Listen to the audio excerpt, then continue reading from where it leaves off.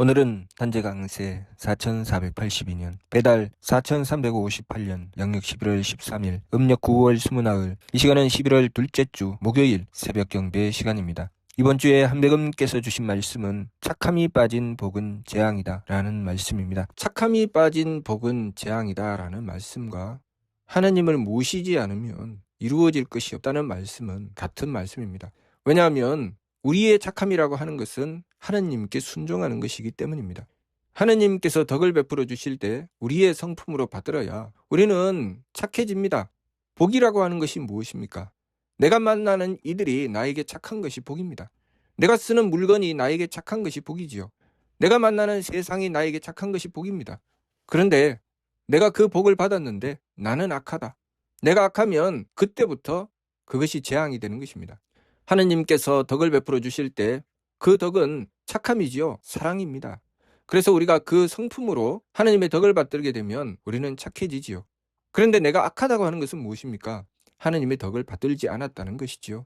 내가 하느님의 덕을 받들지 않았다. 우리 삼일신고 진리운을 통해서 사람과 만물에게 똑같이 세 가지 참됨을 주셨는데 이것은 성품과 목숨과 정기라고 하셨고 사람은 이것을 전제하고 만물은 편지한다고 하셨습니다. 전제한다고 하는 것은 온전히 하는 것이니 전제하는 길은 오직 하나 하나님의 덕혜력을 받드는 것입니다. 하나님의 덕과 지혜와 힘을 받드는 것이죠. 그래서 전제하는 것입니다. 전제하기 때문에 우리는 사람이라는 복을 얻게 되죠. 그러나 편지한다고 하는 것은 무엇입니까? 하나님의 덕혜력을 받들지 않는다는 것이죠. 하나님의 덕혜력을 받들지 않으면 어떻게 됩니까? 치우치게 되죠. 그래서 그 삶이 악하고 탁하고 박하게 됩니다. 어떻게 악하고 탁하고 박하게 되는가? 내가 상대에게 마음을 썼습니다. 착한 마음을 썼죠. 그런데 내가 착한 마음을 상대에게 썼는데 상대는 나에게 착한 마음을 쓰지 않습니다. 그러면 나는 그것을 어떻게 상대할까요? 나는 상대에게 악함을 받았기 때문에 또 악함으로 돌려주려고 하겠지요. 하느님의 덕을 구하지 않습니다. 왜 상대가 나에게 악함으로 대하는지, 내가 그 문제를 어떻게 풀어야 되는지 하느님께 구하지 않죠. 그냥 내가 악함을 받았기 때문에 악함으로 대합니다. 한 남자가 한 여자를 보았습니다. 그 여자를 보니 문득 그 여자를 사랑하는 마음이 납니다. 왜냐하면 그 여자가 자기 마음에 쏙 들었기 때문입니다. 자기 마음에 쏙 들었는데 이 남자가 그 여자에게 악하게 대할까요? 착하게 대할까요? 착하게 대하겠지요. 그래서 친절하게 다가갔습니다. 그런데 여자는 이 남자를 경계합니다. 그래서 그 남자에게 친절하지 않게 대합니다. 그러면 이 남자는 그것을 받고 나서 앙심을 품죠. 두고 봐라. 네가 나에게 이렇게 악하게 대해 내가 복수하고 말 테다. 그래서 복수합니다. 그것이 우리가 하나님께 구하지 않고 내 마음대로 살아간 것에 대한 결과지요. 그러면 누가 옳은 것일까요? 그 남자가 옳은가요? 그 여자가 옳은가요? 우리가 하나님께 구하지 않으면 우리가 저지르는 짓이 그 결과를 재앙으로 만들어냅니다. 하나님께 구하면 이렇게 되죠. 이 남자가 여자가 마음에 듭니다. 그래서 다가가서 친절하게 대하지요. 여자는 여전히 경계합니다. 불친절하게 대하지요. 그러면 이 남자는 그때 무엇을 할까요? 하나님께 그 덕을 구하겠지요. 그 사람의 악함을 받고 나서 그것을 자기가 용납하려고 하고 그것을 이해하려고 하고 어떻게 하면 바르게 배려할 수 있는지를 하느님께 구할 것입니다. 그러면 하느님께서 덕을 베풀어 주시고 지혜를 베풀어 주시고 힘을 베풀어 주시면 그 여자에게 필요한 것을 이 남자가 하게 되겠지요. 거기에는 많은 정성이 들어가죠. 하느님께 빌고 또 빌며 자신이 용납하지 못하는 것, 이해하지 못하는 것, 배려하지 못하는 것에 대해서 끊임없이 정성 들여 나가며 하느님께 구하죠. 그러면 이 사람이 마음에 들어 했던 그 여자는 무엇을 얻게 될까요? 이 남자가 하느님을 향하여 끊임없이 정성 들이고 자신이 가졌던 그 마음에 대해서 상대에게 악함을 받았지만 그것을 가지고 하느님께 빌고 돌이키고 용납하고 이해하고 배려하기 위해서 하느님께 구하였다면 그 여자가 이 남자를 대하면서 얻게 되는 것이 무엇일까요? 하느님의 덕과 하느님의 지혜와 하느님의 힘을 얻게 되는 결과가 생기겠죠. 그때야 비로소 이 여자는 이 남자에게 착할 수 있는 것입니다. 하느님의 덕을 받았기 때문에 착해지죠. 하나님의 지혜를 받았기 때문에 맑아지고 하나님의 힘을 받았기 때문에 후해집니다. 그러면 그때야 비로소 이 남자가 가졌던 그 착한 마음 그리고 하나님께 드린 그 정성의 결과가 나오는 것입니다. 그런데 우리가 하나님을 모시지 않고 그냥 대하면 어떻게 됩니까? 이 남자가 자신이 무엇을 가지고 있는지도 모르고 상대에게 대합니다. 그 상대방은 당연히 경계하죠. 경계하는 것이 당연한 것이죠. 그 여자는 이 남자가 어떤 사람인지도 모르고 이 남자의 진심을 알 수가 없습니다. 그러니 당연히 경계하는 것이 당연한 것이죠. 거기서부터 갈리는 것입니다.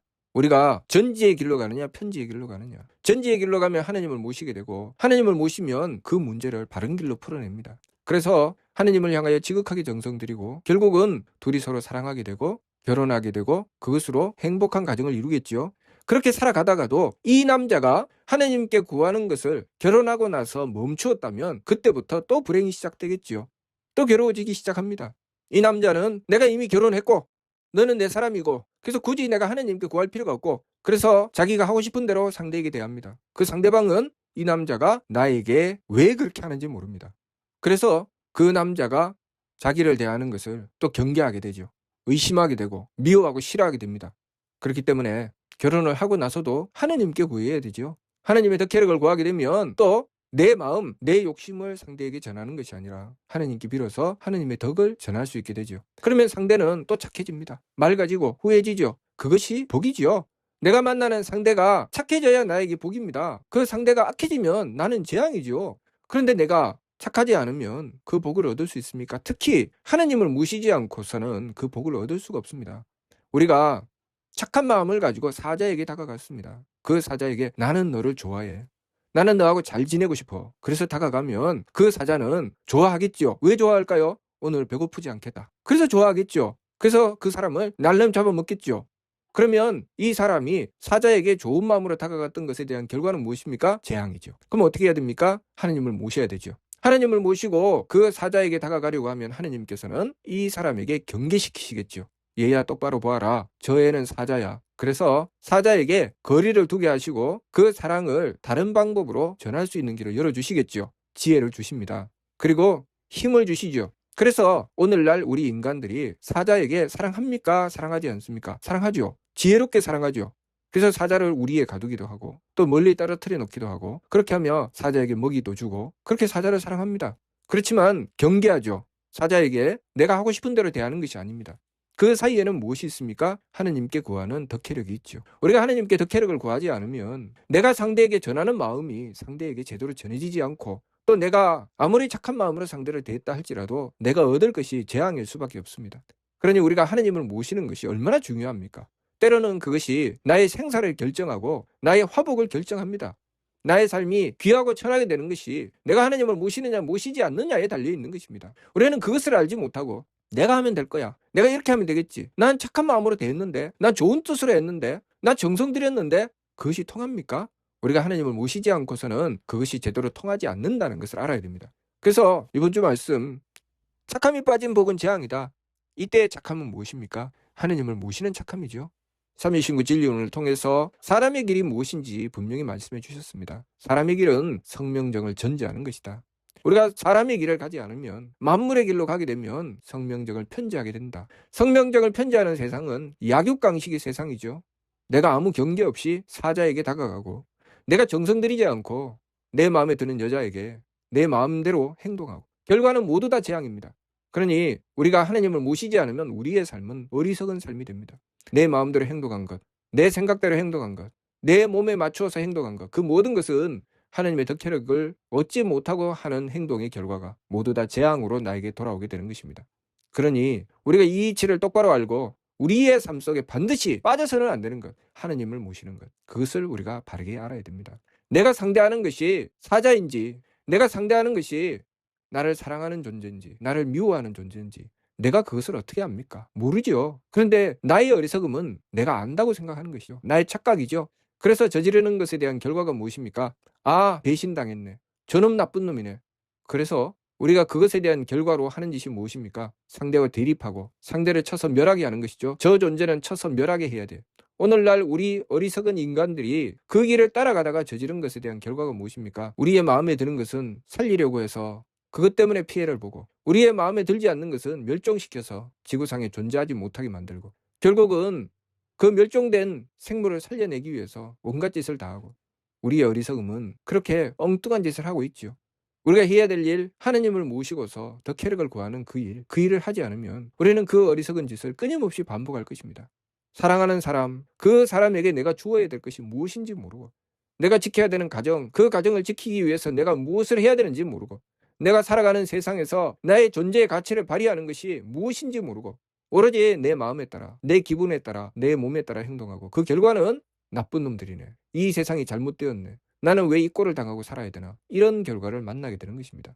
그러니 우리가 반드시 놓쳐서는 안 되는 것. 무슨 일이든지 내 삶의 어떤 부분이든지 반드시 하느님을 모시고 하느님의 덕혜력을 구해야 된다는 것입니다. 그래야 우리의 삶이 바로잡힙니다. 우리가 하느님의 덕혜력을 구하지 않고 살아가는 삶은 내가 좋은 마음으로 다가서도 그것이 재앙으로 바뀌고, 내가 좋은 뜻으로 행하여도 그것이 어리석음으로 바뀌고, 내가 정성 들여도 그것이 박함이 되어버리고 만다는 것, 그것을 우리가 알아야 됩니다. 항상 우리는 내 마음을 내려놓고 하나님의 덕을 구하고, 내 생각을 내려놓고 하나님의 지혜를 구하고, 내 몸에 맞추어 나가는 것을 내려놓고 하나님의 힘을 구하여 정성을 다해야 됩니다. 그렇게 하나님을 모시고 나가게 되면 하나님께서 이끌어 주시는 대로 따라 행하면서 그것이 복이 되고 장수함이 되고 귀함이 된다는 것, 그것을 우리가 항상 잊지 말고 명심해야 됩니다. 늘 경계한다고 이것저것 아무거나 다 경계하면 내가 가까이 할 것이 없고, 또 그렇다고 해서 이것저것 내가 가리지 않고 다 가까이 대하면 내가 대하는 것이 사자인지 독사인지 도무지 구분이 안 되고, 그러니 우리가 항상 하나님을 모시고서 하나님의 덕혜력을 구하여 우리의 삶을 지켜나갈 때 그 삶은 하나님께서 주관하십니다. 우리에게 하나님께서 이 삶을 베풀어 주시면서 가르쳐 주신 말씀, 그 교화의 말씀이 바로 그것입니다. 우리에게 삶을 베풀어 주시면서 너희가 삶을 살아가기는 하되 항상 나에게 구해라 라고 말씀하신 것이죠. 그것이 교화의 말씀입니다. 그리고 그 결과로 우리의 삶을 치유하여 다스려 주시는 것이죠.